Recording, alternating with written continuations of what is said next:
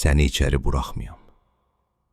Məscid yanından keçərkən azanın oxunduğunu eşidən sürücü geriyə dönüb müdirindən icazə istəyir.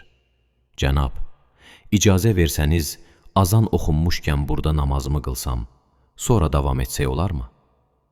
Müdir çox da məmnun olmasa da icazə verir. Sürücü məscidə girir, müdir də avtomobilin içində gözləyər.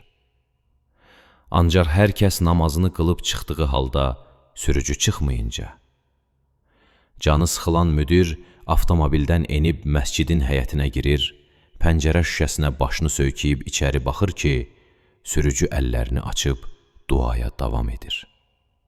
Şüşəni tıqqıldadaraq səslənir. Hər kəs çıxdı, nə dayanırsan, sən də çıx. Buraxmır. Kim buraxmır? Səni içəri buraxmayan. Bir düşüncə bürüyər müdiri, səni içəri buraxmayan.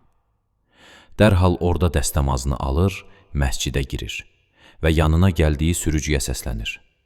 Bax, deyir, məni də buraxdı. Yaşlı gözlərlə baxan sürücü deyir, əlbəttə buraxar. Bayaqdan bəri boş-boşunamı göz yaşlarıyla dua etdiyimi sanırsan. Sənin çöldə qalmağına könülüm heç cür razı olmadı.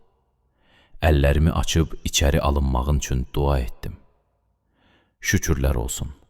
Rəbbim qəbul etdi duamı da içəri aldı, çöldə buraxmadı. Şükürlər olsun Rəbbimizə ki, bizləri də çöldə buraxmamış, içəriyə qəbul edilmişik. Bunun fərqinə varmalı, bu nemətin şükrü əda edilməli. Əsla laqeydlik və geriləmə olmamalıdır. Yoxsa nemət şükür görməzsə geri gedər. Bu dəfə də şükür edənlər alınar içəriyə, etməyənlər qalar çöldə.